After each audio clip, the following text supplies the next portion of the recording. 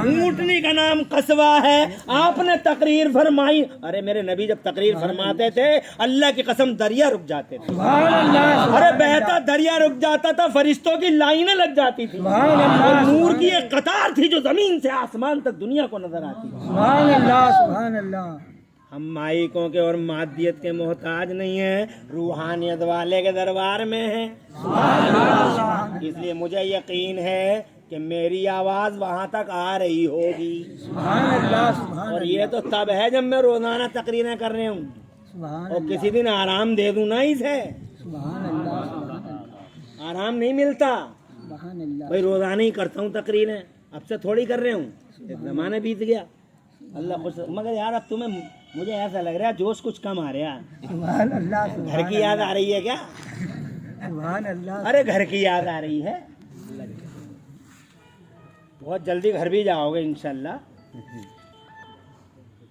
میں یہ عرض کرنا چاہتا ہوں آپ سے کہ ہم روحانیت والے ہیں, مادیت کے محتاج نہیں ہے. سبحان اللہ. تو میرے نبی جب تقریر کر رہے تھے, جب میرے حضور تقریر کر رہے تھے, اور بیچوں بیچ میں سرکار کی اونٹنی تھی, اور 1,24,000 نبی کے غلام چاروں طرف تھے. نہ کوئی مائک, نہ سسٹم, نہ ساؤنڈ سسٹم, نہ جناب ایٹری, نہ بیٹری, نہ فیٹری, کچھ نہیں. نبی کی تقریر ہو رہی تھی تو جو آخر میں نبی کے غلام کھڑے تھے ان سے کسی نے پوچھا کہ جب حضور پاک صلی اللہ علیہ وسلم تقریر فرما رہے تھے تمہارے پاس بھی حضور کی آواز آ رہی تھی؟ تو وہ نبی کے غلام کہتے تھے مجھے ایسا لگتا تھا کہ جیسے حضور میرے کان پہ تقریر فرما رہے.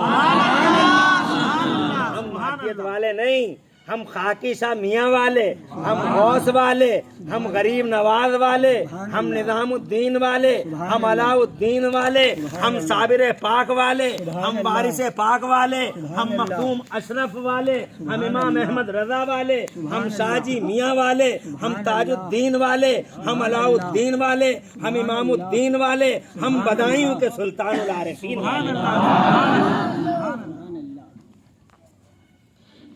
سبحان اللہ. اور زور سے کہہ لیں حضرت عمر فاروق اعظم نے مدینے کے ممبر پہ کھڑے ہو کر کہا اے ساریہ. ان کے فوج کا کمانڈر کا نام تھا ساریہ, اور لگ بھگ 500 کلومیٹر کے فاصلے پر حضرت ساریہ ایک جنگ میں تھے. کفر کے خلاف اسلام کا جھنڈا بلند کیے ہوئے تھے. اچانک ان سے ذرا سی بھول ہونے لگی, اور حضرت عمر جمعے میں مسلمانوں کو تقریر کر رہے ہیں, اور تقریر کرتے ہی کرتے اچانک مسجد میں مدینے کی حضرت عمر نے جلال میں آ کے کہا یا ساریہ الجبل, یا ساریہ الجبل, ساریہ پہاڑ کی طرف جاؤ. زور سے بولو. 500 کلومیٹر کے فاصلے پہ جناب والا حضرت ساریہ نے, اس کے فوج کے کمانڈر نے اپنے کانوں سے سنا جنگ جیت گئے, واپس مدینے میں آئے تو جناب لوگوں نے پوچھا, تاریخ یاد کر لی تھی, لوگوں نے پوچھا ساریہ بتاؤ کیسی بیتی؟ تو بولے ہم ہار رہے تھے, شکست کھا رہے تھے. اچانک حضرت عمر کی آواز نے یا ساریہ الجبل جیسے ہی فرمایا, اور ہم نے پہاڑوں کی مورچے بندی کر لی, تبھی سے اللہ نے ہمیں فتح مبین. یہ روحانیت والے ہیں, بولتے کہیں ہیں. حضرت جب خانہ کعبہ بن گیا, توجہ ہے, تو اللہ نے فرمایا ابراہیم پہاڑی پہ کھڑے ہو کے آواز لگا, حج کرنے آئے لوگ. تو حضرت ابراہیم خلیل اللہ نے عرض کیا مولا آواز تو میں لگا دوں گا, مگر یہاں تو کوئی ہے نہیں, جنگل ہے, وادی غیر ذی زرع ہے, میرے اللہ میری سنے گا کون؟ تو ارشاد فرمائے ابراہیم آواز لگا, آواز لگانا تیرا کام ہے, اور قیامت تک پیدا ہونے والے ہر انسان کے کان میں تیری آواز کو پہنچانا میرا کام ہے. ابھی تو حضرت ابراہیم نے آواز لگائی تھی 70 پارے میں اذن فی الناس بالحج یاتوک رجالا وعلی کل ضامر یاتین من کل فج عمیق. او لوگو حج کرنے آؤ, قریب سے آؤ دور سے آؤ. اللہ کی قسم وہ آواز تھی ابراہیم خلیل اللہ کی, اور قیامت تک پیدا ہونے والے ہر انسان کے کان میں گئی. کسی نے کہا لبیک, کسی نے نہیں کہا. جس نے لبیک کہا وہ غریب ہو کے بھی حج کو چلا جاتا ہے. سبحان اللہ سبحان اللہ. ارے کیوں ڈسٹرب کر رہے ہو بار بار؟ تقریر نہیں کر رہے ہوں, توجہ ہے. سبحان اللہ. یہ روحانیت ہے. کیا ہے یہ؟ تو ہم روحانیت والے, ہمیں مائکوں کی ضرورت نہیں ہے. خراب بھی ہو جائے گا, شام تک ایسے ہی بولتے رہیں گے اور انشاءاللہ آپ بھی سنتے رہیں گے. حدیث پاک میں آتا فَاتَذَّ يَمِينًا وَشِمَالًا.